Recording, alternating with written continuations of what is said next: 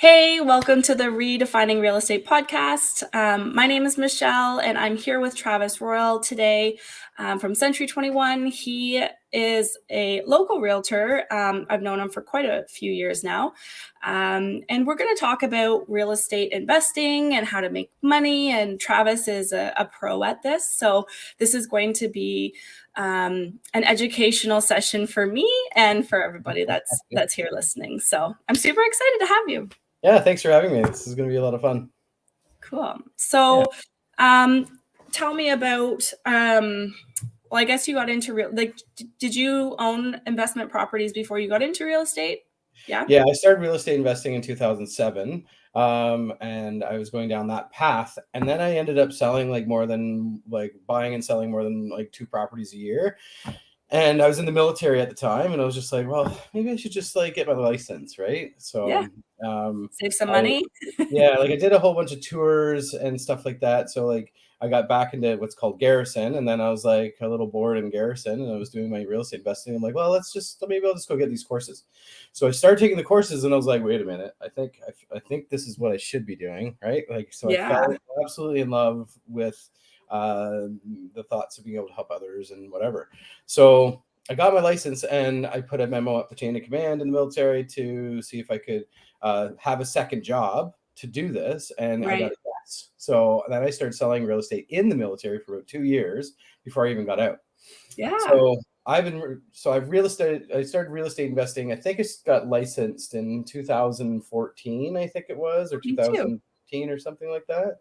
Were we? Maybe we did get licensed at the same time. Maybe we did an exam together. I can't remember, but I think so. I think so too. So then once I I was kind of doing both for a while, and then I ended up just falling in love with it, and then I just continued it, and here I am now. Yeah. And you've got a big real estate team, and you've done so well. Yeah, so we have the Royle Group in town is we have 8 agents and 2 admin. We might be growing to 9 agents and 2 admin, and actually to 3 admin. We might be getting another. You can never have enough help. I don't think you can ever have enough help. Yeah, I'm called the team leader, but in all honesty, it's my admin. Yeah, right. So it's just such a great group of people that are very client focused, and I couldn't be more lucky to have them, which is great. So we have the team, and then I actually took ownership of Century 21 in Belleville as well. So we have the brokerage as well with my business partner. So the original owner, Bill, he's owned a Century 21 probably 40 some odd years. He's been in the business 42 or 3 years for a long time. So he's trying to hand over the reins, I think, to Joelle and I, and we're starting with Belleville. So with Belleville, we're working through some things. There's going to be a new location that's coming that is under renovation. So that's been purchased, and there's a lot of moving parts around that, and which is a lot of fun. So that's kind of back into my wheelhouse of real estate investing. So I get to redo another building, and yeah. So how do you go about the investing process? I remember when I saw you last, I was at Egski. I don't know how you say it. Eggsquiz, whatever. Remember? Egski Squiz. I just call it Egski. I don't actually. Yeah, I call it Egski too, but I think it's Eggsquiz. How to pronounce it. But you were talking about how you were actually helping your team members start purchasing investment properties. Maybe take me through that process of how you would coach somebody through that. So coaching a real estate agent and coaching a client are 2 different things. Yes, because your mindset is different. But. Well, it's so depending on the agent, like yourself, you're probably a prec, right? A personal. Yep, I am now. Yeah. Right. So with being a personal real estate corporation, the only reason why you do that is so that you can not bring all the income into your house, so you can save the taxes, so that you can seed it over to a holdings company to go and invest in whatever, right? So with that, that's where I have those conversations with the agents. If they're able to do that and move some money over to invest, then we first get them set up on a prec So because if they have these extra funds to go and invest, well, if you're pulling it out of your income, we need to change the way you're set up so that you can save all these taxes. Right. Then from there we go, all right, well, what do you want to do? When I'm talking to somebody about figuring out what they're going to invest in, I'm more like, I'm not like, you need to do a duplex, you need to do a BRRRR, you need to Right. do whatever, a buy and hold or land banking or any of these other ways that are commercial, whatever. Or about looking for the opportunity with the means that you have. Right. So it's just Right. when you look at the market, it's like trying to find something. Let's say you have a certain amount of purchasing power. How do you, like, what are you looking for? It's just whatever opportunity, right?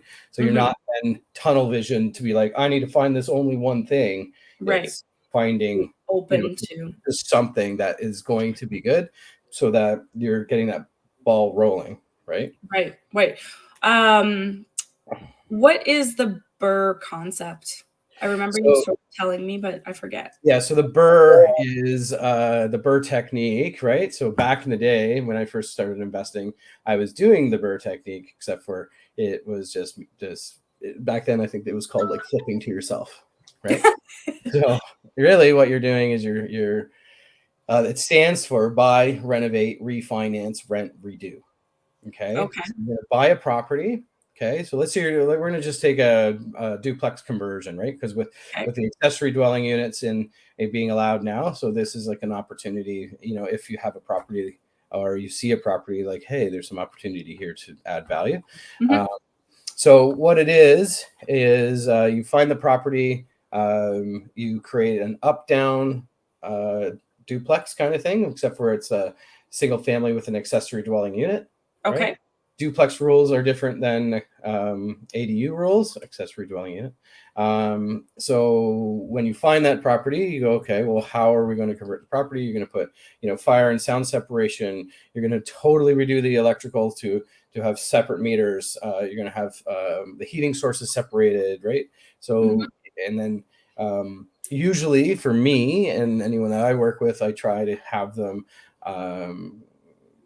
like I like stone. I like higher end finishes and do higher end units. So the key is to get a high appraisal value at the end. So after you're done all of the renovations and you've created the second dwelling unit, Right. you then get it appraised, right? Mm-hmm. There's two ways to do it. You can either get it rented first so that you can show, so they can appraise it using the cost approach Right. over the direct comparison approach, right? For the appraiser. So then you can get a high appraisal value. Once you get that high appraisal value, you go back to the bank and you get a conventional mortgage. Let's say you use private financing or BCD lending Right. to do the project part, right? Yeah. Because you don't have as much red tape to jump through. If you use if you use a normal bank, you're now going to be like, all right, I got to get all these quotes, and now I got to do all these things and jump through all these. Sorry, my dog's going to yell at me in a minute. I think she wants in. Give me 1 second. Yeah.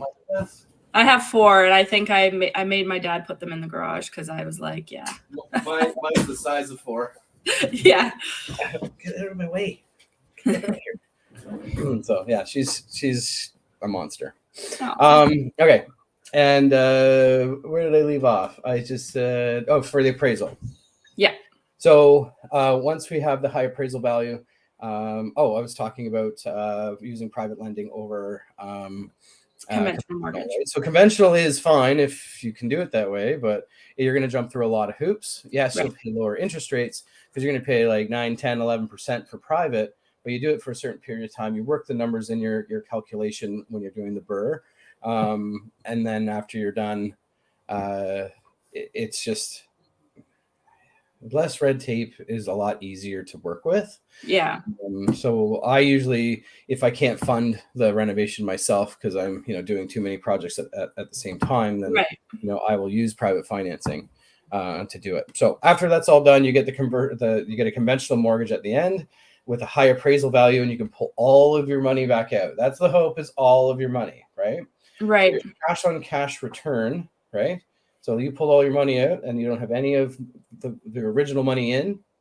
Your cash return is like infinite because you don't have any money in it, right? So I own multiple properties with 0 of my own dollars in, right? Because after I financed it, I got to pull it all out and then you can do it again. this is the fastest way to grow your portfolio when you're starting. Right. Right. That sounds, yeah. It's more hands-on, and there's obviously more risk to it and stuff like that. You need to be set up with a proper team of people and professionals to be able to take care of all these things. Yeah. And after you're done, so after I'm done the reno and I've done the refinance and I pulled all my money out, I start like, I've already bought the other thing, right? So like You're already on to the next. I usually have a few projects on the go. Like right now, I think I have like 4 or something on the go. I can go over all that. Like, you like to stay busy. What else am I gonna do? Sleep? Yeah, exactly. Other than sell houses, right? Yeah. And run your team. So once that's done and you've refinanced and you pulled all your money out and you go, do it again, it's well, we pass things off to the property manager, right? Because we're teaching passive income. We're not trying to create another job, right? Exactly. So it's 100% passive. So if anybody comes to me and is like, hey, do you have one of your apartments, is one of your units available for rent? I'm just like, I have no idea. You have to talk to my property management company. So like, because I don't put people in my units. Right. I've given that control to my property managers because I'm not a property manager, right? I can list a property up for rent, but I would still advise people to use a property manager to screen them over any real estate agent, unless that real estate agent is trained properly to screen people. Right. Because a lot of times the real estate agent is just like, oh, I have a client, I just want to put this person in anywhere, and there's no screening involved, right? Yeah. Like, here's their credit score and here's this. Yeah. Right. Like that's it. So yeah, that's kind of the BRRRR technique. I love the BRRRR technique if you're able to do it. And set up with like the construction crews and everything that you're going to need, because it is the fastest way to grow your portfolio. I think that's the hardest part though right now, is finding the industry professionals that are reliable and, you know what I mean, like that actually do a good job and are reasonably priced. And I know that, the people who do a good job and do show up, they're obviously the highest priced ones, right? So yeah, and I don't want to plug myself, so I'm not going to say some things. But what you need to do is you need to find the person that's going to help guide you through real estate investing. If you need a guide or a mentor, make sure that whoever you're working with has a bunch of contacts that maybe you can utilize. Because if you're just getting into it and you're going to go blind and be like this contractor or that, you are taking a risk, right? 100% taking a risk, and with no risk there is no gain, right? Take the risk or lose the chance. I have a bunch of them.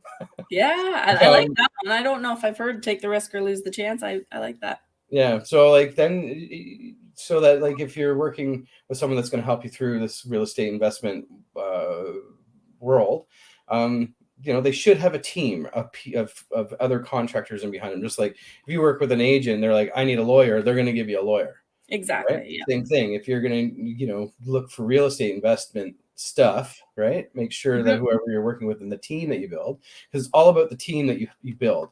Even if like let's say the agent doesn't have some connections, well, maybe someone else in your sphere that you're creating, property management, contractors, you're going to need real estate agents, real estate lawyers that know real estate investment stuff. And then you're going to need an accountant that knows real estate investment stuff to help make sure that you're making the right moves there. Yeah. But yeah, because yes, you're going to get me into being a motor mouth here. That's okay. That's okay. We're here to educate people and myself. So the more I learn, the better. Sure, we do not own any investment properties yet. So it's something that I'm very interested in. But I just, I travel more than I probably should. Yeah, me too.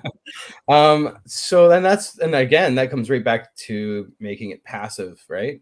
So passive income is what we need to create. So clients that come to me like, oh, I'm going to manage it myself. I'm just like, well, that's where all the horror stories come from. So any horror story is most likely from that.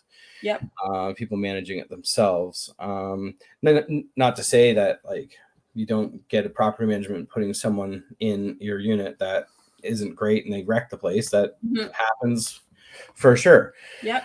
The process of getting those people out will be less delayed if you use a property management, because they use paralegals and stuff like that, where you're going to go in there and people pull on your heartstrings or whatever, and then you put yourself in a bad situation. So being able to like do real estate investing and then make it a passive income stream is the point, is the key. Yeah. Managed portfolios is the key to that. And you kind of want to separate yourself, right? That's kind of what you're saying is you own the property, but you have nothing to do with the tenants. You really have that separation. So it's a transactional type Yeah, business. so I look at it as I'm a landowner, not a landlord. Right. Right? That's how I'm just the landowner. Like if someone comes to me like, "Oh, this person's making a lot of noise," I'm like, property manager, I don't know what to do for you, right? Like I Yeah. don't have Yeah. control over that, right? So so I'm just the landowner. Now, Right? do you get different property managers for different properties, or do you just use one big umbrella? Depending where the property is, I Yeah. do have, like more than one property manager. Like right now, I have a project on the go. I have a burr on the go in Peterborough, right? Okay. So that one in Peterborough, it'll be a property management closer to there because the ones that I have in this area, they're Yeah. not going there, right? That So makes sense.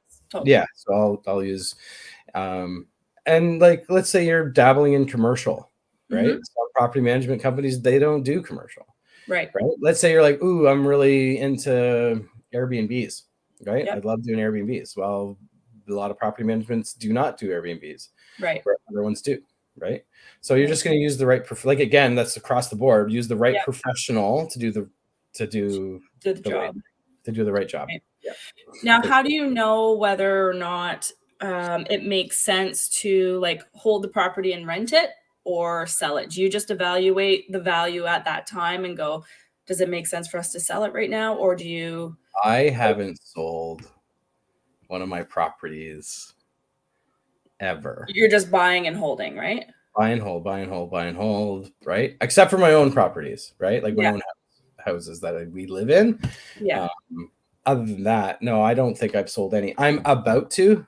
I'm about to, and I'm gonna struggle with that because after you have once you do a lot of real estate mortgage, like of residential mortgages, you'll Mhm. get to a cap, and it's like once you hit that cap, it's like, well, how do you make things work now, right? I'm gonna have to jump more into commercial, or I'm gonna sell some smaller single families to go and buy some larger ones, right? Right. I'm getting into like infill development stuff where I'll tear down like one in Trenton right now where I bought the place. It's a duplex. I'm severing the land, and then I'm going to tear down and build a sixplex and a triplex. Oh, wow. Yeah, Okay. so that's going to be probably 2024. I'll be able to actually put that one action into that plan into action. Yeah. That has to Because it's do. such a long process. Well, yeah, like I'm still trying to get the land severed, right? So I think in Yeah. February I'll be on the next council meeting and whatever. Good. Uh, and then with that one, the road was done like within the last 5 years, and you can't cut the road before 5 years after it's been done. So I have Oh, to wait till 2024 to be able to cut the road in the first place, right? oh, So geez. I'm waiting till 2024 no matter what. That's a new rule I've never heard before. Yeah, yeah. So if they redo your road, you can't cut it for 5 years unless it's an emergency. So if you're Okay. just going to do, so it doesn't wreck, what they just did. Right. That makes sense. Yeah. So I might ask permission if I can get everything all done. Like I have to change zoning and all that stuff. So Hmm. hopefully that will get done and I can be like, hey, can I please do it a little early? Yeah. Right. So, but yeah, that's What is your take on timing? Because obviously COVID, none of us could have predicted what was going to happen, obviously. And then with this downturn now, some people played it right, some people did not. And I've got people calling me going like, "Okay, so like if we sold, can we at least make what we paid?" And I'm like, "No, not right now." right now. There's a couple of those situations right now. So how do you So I like I bought mean, through all of the pandemic. I mhm. purchased. Um, It's just making like smart real estate decisions, right? yeah, Like, absolutely. Um, so obviously don't buy high and sell low, yeah. right? So you may not be able to sell it for a while, right? One of the things is, oh, laundry's coming up. Yeah, Dad's laundry. Yeah. So one of the things that when you're analyzing, so if you're in a position, you're just like, well, if I sell it, I'm going to take a loss, and you have to sell it, well, then you have to take a loss. So Yeah. sorry, right? It's any type of investment. Risk happens, and if you're in a position that you have to sell, you have to sell. Maybe Mhm. look at other things. Is there any other way that you can get around not selling it? Right? Maybe Right. look at that. But at the end of the day, if you have no choice, you have no choice, and you Mhm. might have to take a loss. But that's where the realtor comes in and they can help you, And maximize your profits, right? And figure out hopefully options, right? Maybe don't sell it. Maybe you have to rent it out, right? Maybe it's get this, right? creative. Right? So like to me, like if I sit with somebody, there's a lot of times I talk myself out of a lot of listings because it's like, well, you shouldn't sell it, right? Because Yeah. that's actually the best decision for them. You shouldn't sell it. We should rent it out, and or you should do this or you should do that or Mhm. whatever. That's dependent on their situation. Everybody's situation is different. Right. So for myself, throughout the pandemic while investing and stuff like that, I bought a bunch of different properties, and like I just closed one. I just bought one. I bought a triplex at the end of November, and it closed like December 28th. Oh, So nice. I just bought a triplex, and because of the interest rates, I got a good deal on it, right? Right. Because you're not going to buy a negatively gaining property. So I was able to negotiate the price to make it make sense. Yeah. Um, Once the interest rates return, obviously we do not have a crystal ball. I'm just like listening Right. to what all my mortgage brokers and economic or economy news Analysts or whatever and they're called. I'm news that I'm hearing. So January to me, this is like, is it going to happen? Is it going to stay and not move? Right. Bank of Canada, are you not going to do something? So if they don't do anything, that's going to be an indicator to me that they're going to let it ride. So my thoughts are, and again, I am who am I, but Yeah. like the thoughts are that it's going to sit unchanged. It's going to just we're going to ride out what it is right now. And I think in Q3, end of Q3 to Q4, it's going to maybe drop just like a little itty bitty bit. So I think it might Yep. slowly come back down. And I guess the thought is by 2027, it'll be like maybe pre-pandemic rates, Okay. right? So if it even drops from right now, if it drops that little itty bitty bit, because Right. I did just a 1-year mortgage on that property I just bought, right? And if the interest rates drop a bit and I'm able to get a better rate after the 1 year, right? I've now two things. One, I've increased the value of the property because it's going to be creating more cash flow because it's a Right. cost approach. It's based on income, right? Right.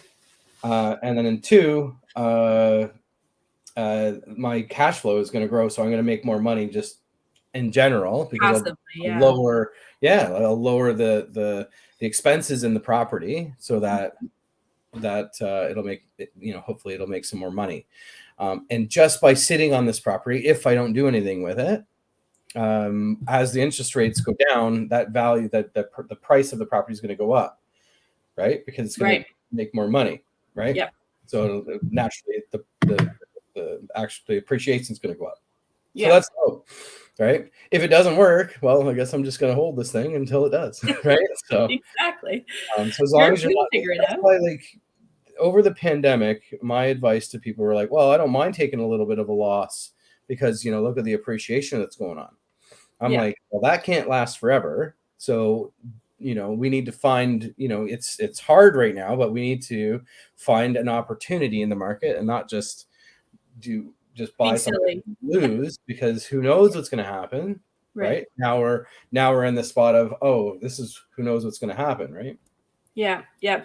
So when it comes to the mortgages, I like asking these questions because we almost remortgaged in March with a variable rate, but our current interest rate is 1.84. So I was like, I know we're never going to get this rate ever again, but I'm so glad that we didn't because variable rates are higher right now, right? Yeah. So I have like 4 variable rates, I think 5. Okay. 4.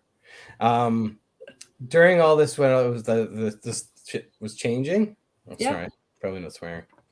Oh, you can swear. I don't care. Okay, cool. So as things are changing, I was unbelievably busy, and in my head, I'm like, I need to call my mortgage person. I need to lock some stuff in because I knew that things were going down, Yeah. right? And by the time I got to it, which was probably a month too late, and I just Right. like, hey, I need to sort this out. I've been meaning to call you. I need to lock in some of these rates, right? Because years past, I was like, no, I'm just doing variable. And then when I got to it, he's like, all right, well, here's the penalties and here's where we're at. I'm like, well, that's not good. So Yeah. I can't change them. It doesn't make financial sense for me to change them. Right. Because I'm already at the top, right? Like now Yeah. I'm already at the top of what it's going to be. Right. Luckily, I have a big enough portfolio and a big enough cash flow in my portfolio that I'm fine, right? At the end of the day, it's not great, but it is what it is, and I get to write off all the interest on these properties and stuff like that. So it is what it is at this point, and I can't change them because the interest rate differentials and not interest rate differential. Sorry, variables is always 3 months of interest to break them. So the 3 months of interest to break these mortgages and then change them. It's just the math didn't make sense. Yeah. So now I'm just going to ride it out until. But if you were to if you were to buy something in the next, say, 3 months, you're probably going to go fixed. Short-term fixed. Short-term fixed. And so you do 1 year. The one that I just bought, I did 1 year because the interest rate was just so much better. Right. And my prediction is that it will, by this time next year or by December of next year, I think the rate will go down compared to where it was. Right.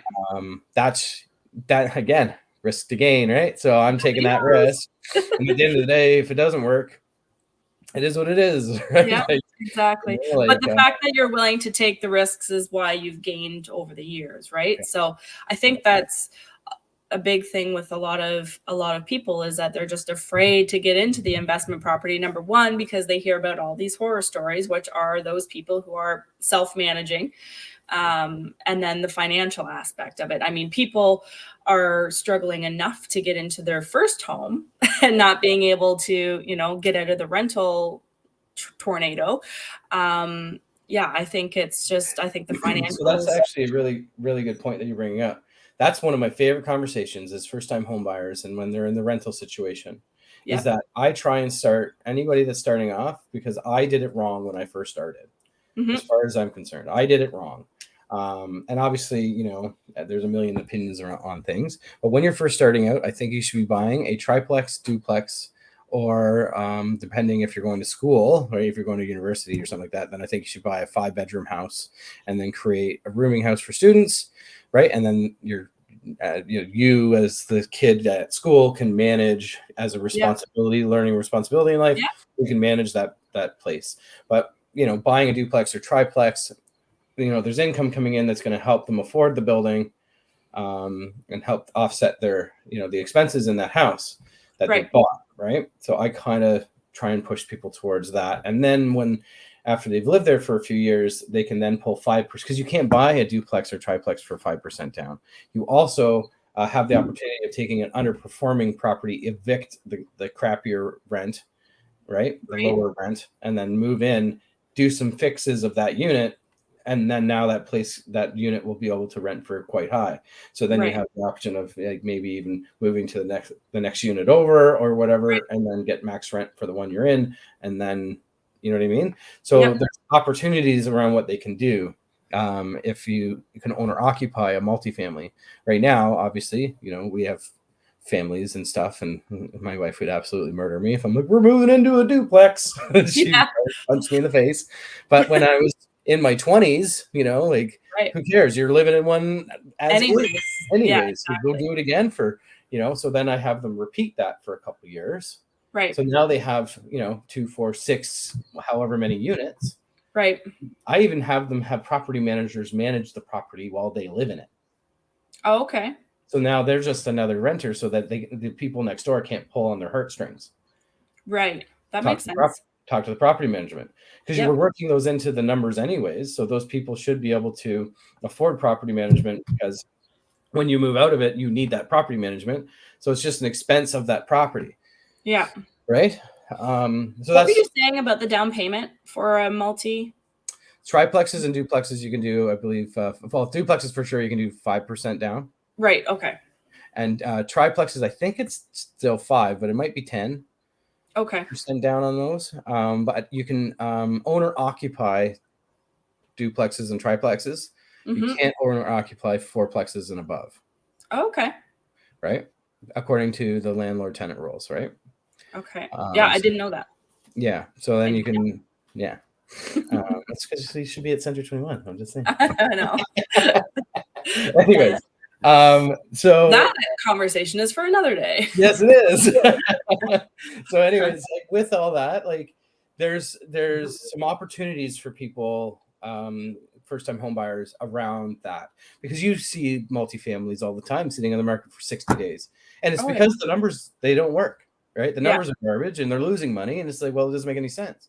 Yeah. So you get a first-time home buyer, and you're like, well, that duplex or triplex as the price has gone down and down and down, and they need to lower it 100,000 before anyone's going to buy it. The numbers are so bad, but your person can go in and buy it, evict, move in the crappier unit, renovate that crappier unit, right? Like over time, right? And then make it really nice so they can get max rent on it, and then maybe move to the other one. So how does that work when they evict one of the tenants? Like, can that be a long process? Like they take possession and then they squat or something? Like they don't actually get I try and make sure that it doesn't close. Vacant possession? Yeah, so I want vacant possession. I want our final walkthrough to be vacant, and if not, just make sure that they're in a position that they know. It could be a month, right? Because they can't move in right away. They need to renovate it. Yeah, that's right. So they are going to own or occupy it, but like they need to renovate it, and you can't live in it while it's being renovated. Right. So then it's like, all right, well, let's close it a month prior to you moving in, because you need a month to clean the place up and slowly move your stuff over, right? Right. So then, the day of their tenants are supposed to be out. Well, now it's like, well, you can't give me vacant possession. That's in our contract, right? And then you just won't close, and you'll push the closing date out until they can get them out. Okay. Right. That makes sense. Yeah. Because I also don't like the fact that it says to assume the tenant. I know. Yeah. So I get rid of that. That's always a nightmare. Yeah. So I just get rid of it. I'm not going to assume they can't assume it. The bank won't even finance it if the tenant is there, because they have to own or occupy. Okay. Yep. That makes sense. So that means like we're setting our clients up for failure if we put that vacant, because they need financing, and the bank's like, well, you need to own or occupy to get your financing, if that's the case. Right. So I can't have it there. And then if the other agent argues it, just like, well, unfortunately, then we can't have a deal because my folks can't get financing if they're there. Right. So it won't close anyways. Right. Exactly. Yeah. So anyways, that's I think a huge opportunity for first-time home buyers that are looking to get into renting. Yeah. Is they can use 50% of the income of the property towards their qualification. Okay. And that's one bank. I know Scotiabank's policy is pretty good. Yeah. So that's Scotiabank. I think it's 50% of the income. Other banks may use 100%. Other banks may use 75%. And they can use that as your down payment, you're saying? Not down payment, qualifying. Qualifying. Okay. So the income to qualify your debt service ratio. So the property. That makes sense. So, okay. Yeah. So if it's a triplex, now you have 2 rents, and then you're going to evict 1. So you're going to be like, I'm evicting this $500 a month rent. So the people that have lived there for 20 years and haven't had a rent increase. Yeah. Right?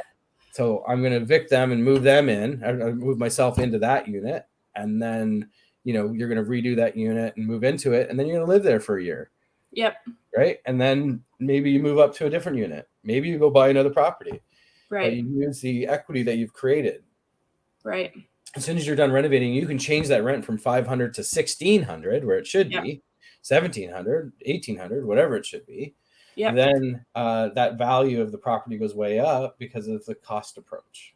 Exactly. Yeah. And then the numbers now pull some equity out, just enough for you to go buy another one for 5 or 10% down. Try and buy, as many as the young couple or older couple, who cares if they're able to do this.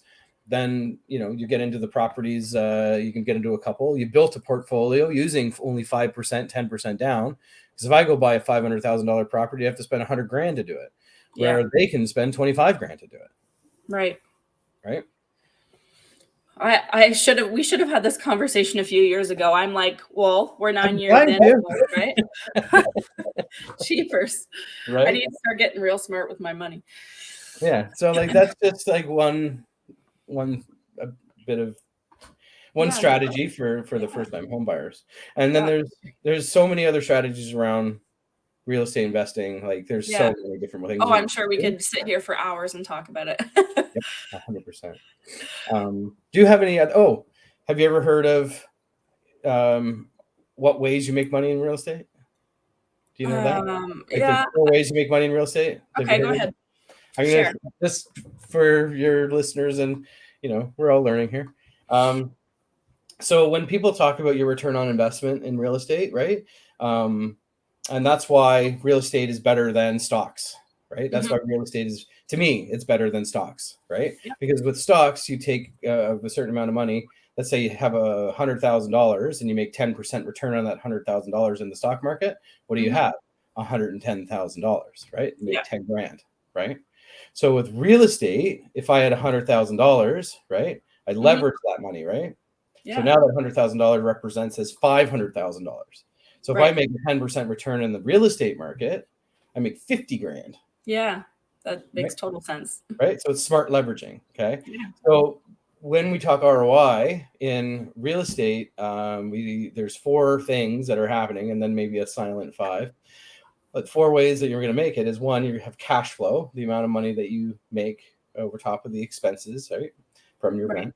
So that's the cash flow you're going to make. You have equity payback, right? You're leveraging that property, right? So you have a mortgage on it. The tenants are paying that down. That portion of principal that's being paid is the equity payback. So you're that's being paid down over time, right? Then you have active appreciation and passive appreciation. Active appreciation is sweat equity. You go in and you renovate and you increase the value of this property from doing whatever renovations to it, right? You've increased the rent or whatever, right? That's active appreciation. So it's like bump the value up.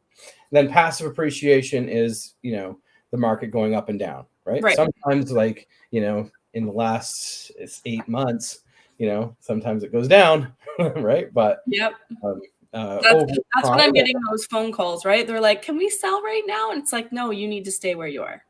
You're not allowed to move yet." Yeah, not yet. No, yeah, not a great situation for them. Last year, I think I told more people to stay put than I did in sales, And you know what? That's great, because then you've given them the right advice as far as for sure. Right? Like obviously there's people that like have to sell or whatever, and that is what it is. But if you're in a position that's like, hey, you're going to take a loss, well, how do we get around that loss? Yeah, exactly. So those four ways are the different ways that you get your return on investment in real estate. So when people are like, well, stocks or real estate, I'm just like, it's really hard for me to jump out of real estate. Right? Because I'm just like, well, yeah, it's gone down right now, but like, look at the curve of real estate. It's a long-term, over time. Get rich slow is what it is. It's not a get rich quick scheme. Unless you're trying to flip some property, but right now you don't flip property in a down market. No, right? No. That's why I don't know if you noticed, but back when the market started turning, all the flippers were just selling it project unfinished. Yeah, because they're like, well, they had to. Mm-hmm. Right? They had to. They had no choice. Or they took them off the market. Right. But then what they should be doing is flipping to themselves, right? They're going to have to refine and then do the burr technique kind of. Yeah. And then try and hold them, right? But if someone's using that as their job, it's hard for them to get the mortgages sometimes because they can't. So maybe they have to use private money or they have to use Zed Bank. But yeah, do you have any questions about real estate? For me. Yeah, reach out to Travis if you've got investment questions for sure. I know I learned some things that I didn't know before. So I do appreciate your time, and we'll have to get you on another time, and maybe you'll talk. Maybe we'll do them in segments, like first time homebuyer investment, move up investment, like expand your portfolio, and like maybe the end of like when is it a good time to sell? Like when people are retiring, what's the strategy? What do you do with your portfolio? Yeah. Oh, I have so much around that. We'll do another episode for that. Yeah, for sure. That's great.